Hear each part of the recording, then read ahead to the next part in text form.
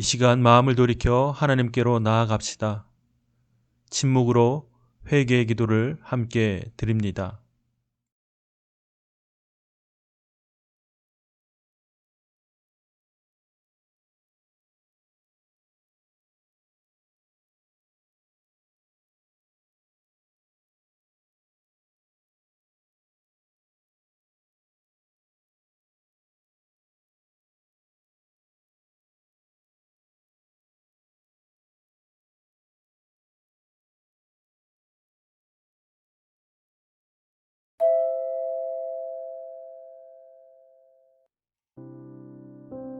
금요일 아침 하나님께서 우리에게 허락하신 말씀은 예레미야 31장 31절에서 40절까지의 말씀입니다.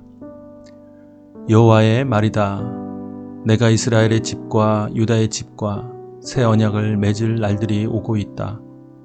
이 언약은 그들의 조상들의 손을 붙잡고 이집트 땅에서 나오게 하던 날 내가 그들의 조상과 맺은 언약과는 같지 않다. 내가 그들의 남편이었음에도 그들은 내 언약을 깨뜨렸다. 여호와의 말이다. 여호와의 말이다. 이것이 내가 그날들 후에 이스라엘의 집과 맺은 언약이다. 내가 내 율법을 그들의 생각 속에 주고 그들의 마음에 기록할 것이다. 그리하여 나는 그들의 하나님이 되고 그들은 내 백성이 될 것이다. 그들은 각자 자기 이웃에게 또는 자기 형제에게 더 이상 여호와를 알라 하고 말하지 않을 것이다. 이는 가장 작은 사람들로부터 가장 큰 사람들까지 그들 모두가 나를 알 것이기 때문이다. 내가 그들의 죄를 용서하고 그들의 죄를 더 이상 기억하지 않을 것이다. 여호와의 말이다. 여호와께서 이렇게 말씀하셨다. 해를 낮의 빛으로 주고 달과 별을 밤의 빛으로 명하시고 바다를 흔들어 파도가 소리치게 하느니 그의 이름은 만군의 여호와다.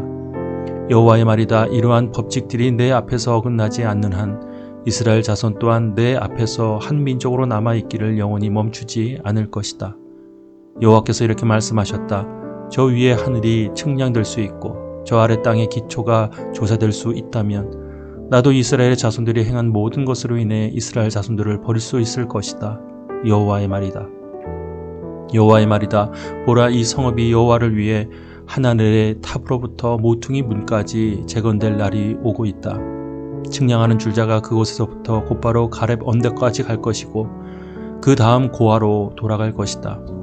시체들과 제의 골짜기 전체와 기드론 시내와 동쪽의 맑은 모퉁이에 이르는 모든 들판이 여호와께 거룩한 곳이 될 것이다.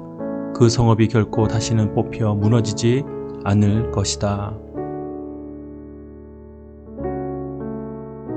나폴레옹은 약속을 지키는 최선의 방법이 약속을 하지 않는 것이라고 말했습니다.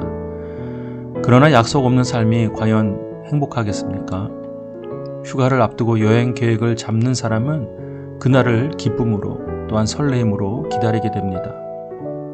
또한 우리가 살다 보면 약속 때문에 고통스러울 때가 있지만 약속을 기다리며 행복과 희망을 누리기도 합니다.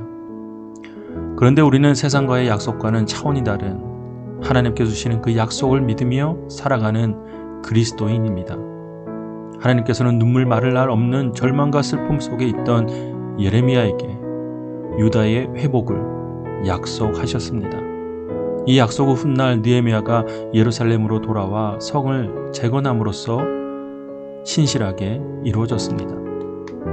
또한 본문의 새 언약을 맺는 날이란 궁극적으로 하나님의 약속, 즉 그분의 뜻이 성취되어 죄인 되었던 우리의 구원을 확정하는 그런 날이기도 합니다. 약속이 우리 눈앞에서 성취되지 않을지라도 약속을 이루실 주님을 믿고 기다릴 수 있는 믿음을 가져야 할 것입니다. 눈물 마를 날 없고 한숨 깊은 고난과 역경이 닥치더라도 하나님의 약속을 믿고 나아갈 수 있는 믿음을 가져야 할 것입니다. 여호와는 우주 만물을 창조하시고 정확히 운행하는 창조주시며 절대자이시고 또한 능력의 하나님이시기 때문입니다. 우리는 약속을 결코 잊거나 어기지 않으시는, 그리고 끝까지 신실하게 지키고 성취하시는 하나님을 의지하며 신뢰하며 붙들고 기도해야 할 것입니다.